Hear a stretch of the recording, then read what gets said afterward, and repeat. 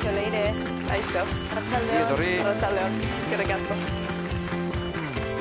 Leire, zuri noiztik gustatu izan zaizu betianik irakurtzea, idaztea? Bai, etxe-etxetik jaso dut egia esan, ze hori, gurasoak baditut literatur zaleak eta asko irakurtzen dute, eta beraz, eduki dut hori, liburuak oso eskura edukitzeko sortea, eta gainera irakurtzea ohitura ohikotzat hartu izan dut beti, niri oraindik batzuetan harritu egiten nau, oraindik gaur eguna gehien hainbeste, baina duela urte batzuk harritu egiten ninduen entzuteak jendeak ez duela irakurtzen, ez jende gehienak.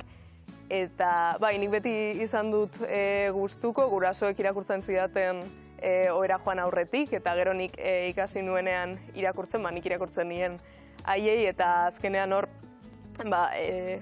zaletasunaz gain beste lotura afektibo bat ere sortu dut literaturarekin eta oro har hizkuntzarekin, ez? Eta nik uste hortik jaiotzen dela pixka bat, nik neuk sentitzen dudana eta pentsatzen dudana hizkuntzaren bidez eta idaztearen bidez adierazteko joera hori.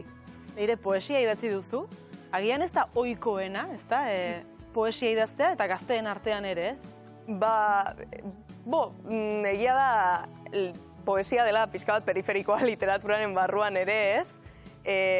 Baina, gero behiratzen baduzu, badaude gazte desente fijatzen hasten zarenean poesia idazten hasi direnak, edo poesia gustuko dutenak, ni harritu egin naiz inguruan ikusita zenbat jendek irakurri duen eta zenbat jende gaztek irakurri duen eta adierazi duen iritsi zaiola lana, ez? Eta egia esan ni hasi nintzenean poesia idazten eta gero irakurtzen ez nuen egin inguruak bultzatuta edo gehiago izan zen hori irakurtzen nuen prosa eta hor jasotzen dituen erreferentziak poesiara eta pixka bat interesatu zitzaidan medioa eta esan nuen probatuko dut eta hasi nintzen hori nahiko izen tipikoekin eta gero hortik joan nintzen pixka bat ikusten zer zen niri gehien interesatzen zitzaidan poesia mota eta hortik hasi nintzen neu ere nahiko aztamuka eta era organikoan idazten jakin barik oso ondo zertan nebilen eta gerora konturatu nintzen agian saian nintekela pixka bat harago eroaten eta ariketa fintzen.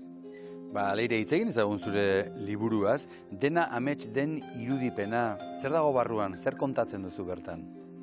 Dena ametsa den irudipena da halako pixka bat gazte nerabezarotik helduarora igarotzen garen garai horretan ematen diren kontzientzia hartzen adierazpen bat, ez? Nik uste kontzientzia hartzeak bizi osoan zehar ematen direla, baina bereziki ematen dira garai horretan pixka bat zabiltzalako konturatzen munduan zer leku hartzen duzun eta non bizi zaren eta zeure burua eraikitzen nola baitez.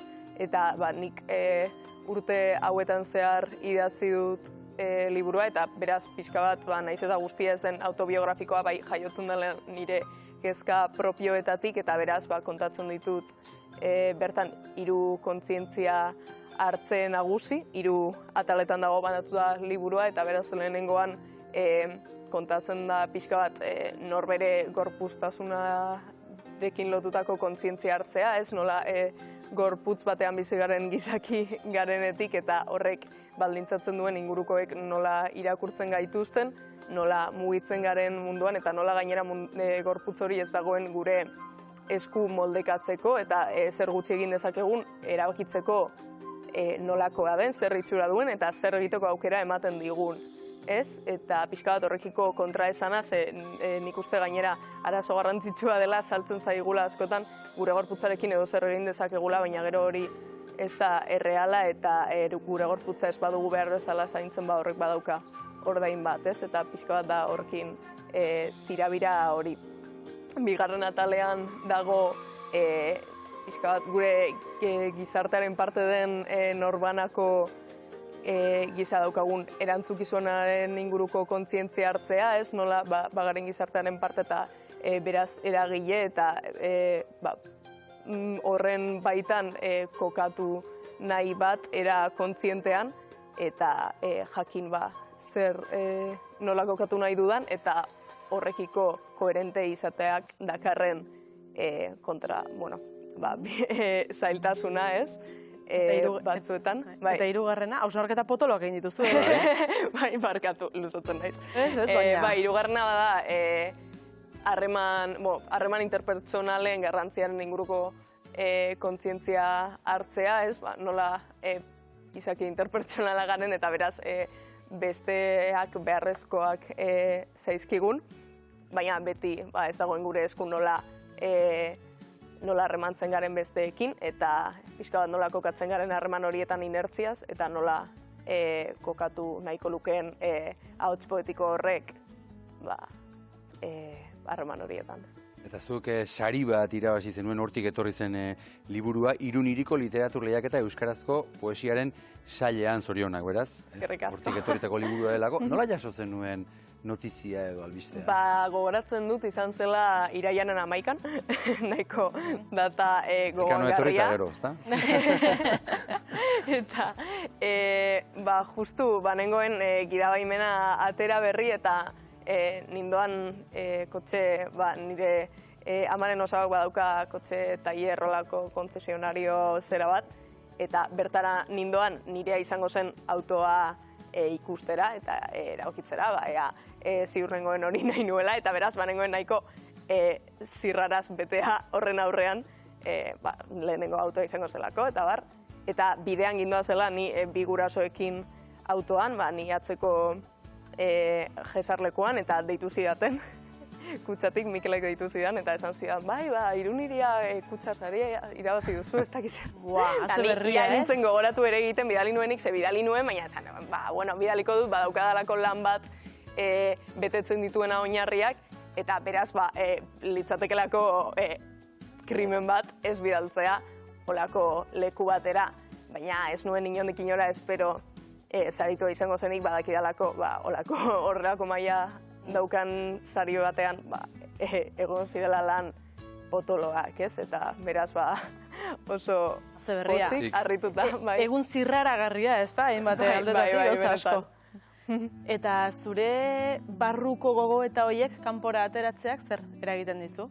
Bada pixka bat tentsioa, ez?